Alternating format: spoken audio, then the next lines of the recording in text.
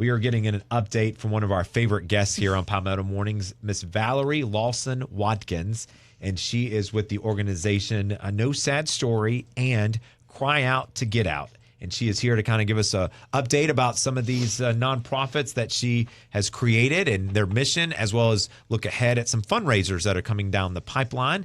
And good morning to you, Valerie. Good morning. Good morning. Good morning. It is awesome to be here this morning. Well, thank you so much for the invite. When you are here, you're family. Yes, and I enjoy your story since we learned about it several years ago. Let's bring our audience up to speed.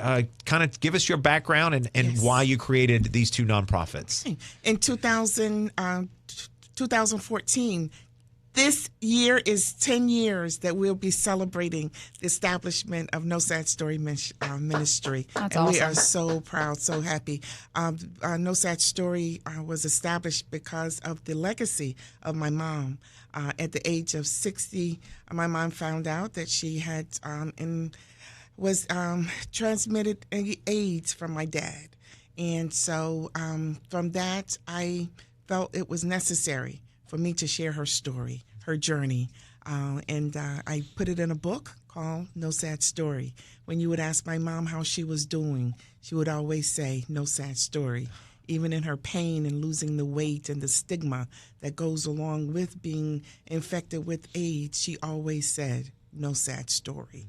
So I felt that it was necessary to share that with the world, to share that with those that are going through the stigma, the rejection, the isolation, and all of the issues that goes along with AIDS and being HIV infected. And the HIV now, because of the medical discoveries and the meds and the discoveries of people living longer with HIV diagnosis, it is not a death sentence anymore. It's a life sentence to live and show that you can live with HIV and you can be happy and have no sad story. Valerie, in the last 10 years, what have you been able to accomplish? We have been able to accomplish having clients, peers, I won't say clients, I say peers living with HIV. We've been able to provide housing. We've been able to provide shelter for them. We've been able to counsel, to coach, to bring comfort, to bring care. And now, just last month, we got keys to our first transitional home for homeless women that may be infected, but most of all, that can have an address to say that I have a home, a shelter to come to. And each year we provide. We have a fundraiser each year, so we can continue to give encouragement and support to those that are living with HIV. Oh, wow. So your first transitional house, you'll get the keys, or you kind of have the keys now. I kind of have the keys okay. now. Yes. But it will officially open in about a month from now, Yes, mid-July? Yes. Okay. And we're asking our community, if you know anyone that have furniture, we are furnishing 3 bedrooms with the living room, a kitchenette. We need a refrigerator. So if anyone wants to donate those items to us, we'd be glad to take them. Wow. Well, Yes. congratulations. Yes. And again, the opening the doors of possibilities for these Yes. Mainly women, correct? Yes, mainly women. Mm-hmm. That now, to your point, have an address, because you were sharing with us before the microphones turned on, that is one thing that holds them back, because when they're Yes. applying for a job and they ask for an address, Yes. what do you put down if you're homeless? Exactly, Or if you're homeless. or you're Most of the time, that's true. That's right. And our community now, those are most of who we are ministering to now are the homeless that are HIV positive.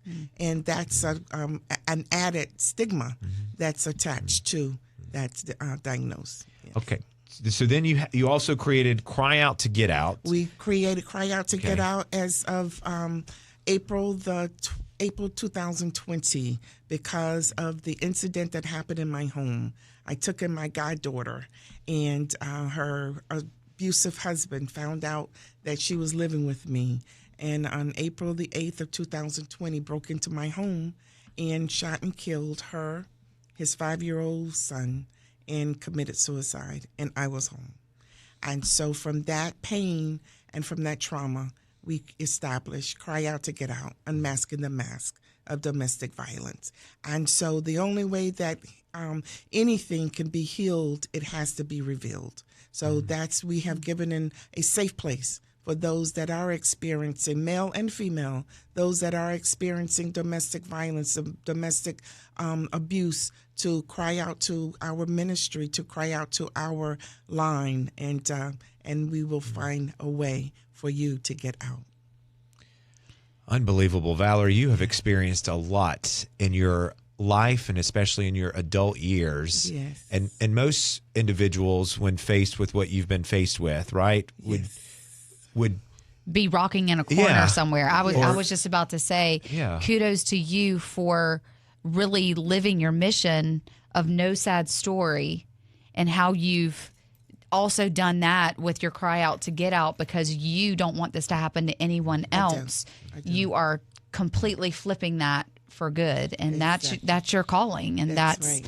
You're walking in that calling, turning my pain into purpose. That's right. That's my motto. It's amazing. Well, to accomplish all that you have on your plate, you've got a couple of fundraisers coming up. Yes. So you tell us everything we need to know. All right.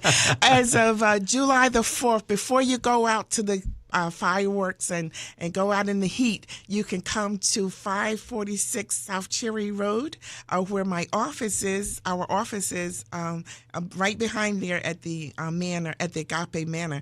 We're going to be having bingo, fundraiser bingo, and from 1 to 4, and you can contribute to our cause by playing bingo with us, and that's going to be from 1 to 4, and we're going to be having 50-50 split. We're going to if you cover all, it's a $300 winning for that. Yes. Whoa. Yes, Okay. $300. And one of our sponsors is sponsoring that for us. And we're going to have hot dogs, baked beans, coleslaw, chips, and drink for you to donate to. And so those funds are going towards our home, and also going towards us, our grand celebration this year. 10 years. It's going to be September the 28th and the 29th. We are going to actually turn my book into a production. No Sad Story. Yes, it's going to be a production at CPCC in Charlotte at the Tate Hall. On September the 28th at 6 o'clock, it will be the doors will open, and the performance will start at 6:30. And so hopefully, if we sell enough tickets, we will also have a matinee at 2 o'clock.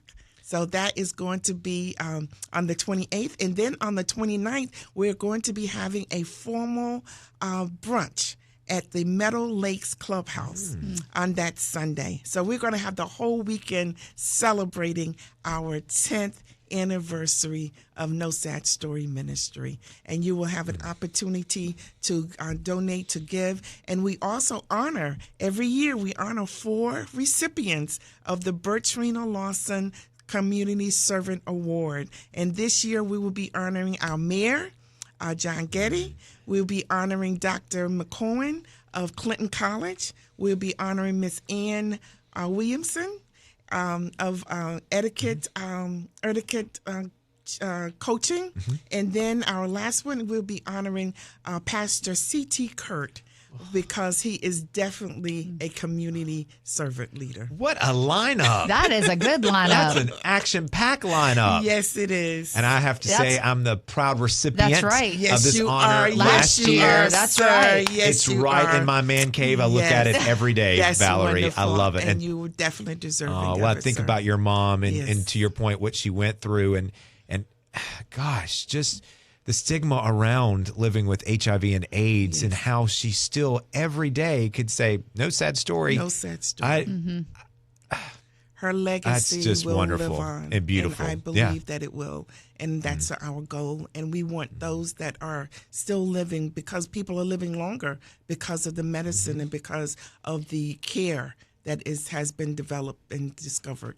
So we want to continue to serve that community. We want to continue to wrap our arms around them and let them know that there's still hope and there's still care, and that we care. Well, her legacy definitely will also live on in you as well, too, Valerie. So kudos to you and all of the work that you do. Thank you. Okay, Valerie, as always, we appreciate the update. Thank you very much. You're so welcome.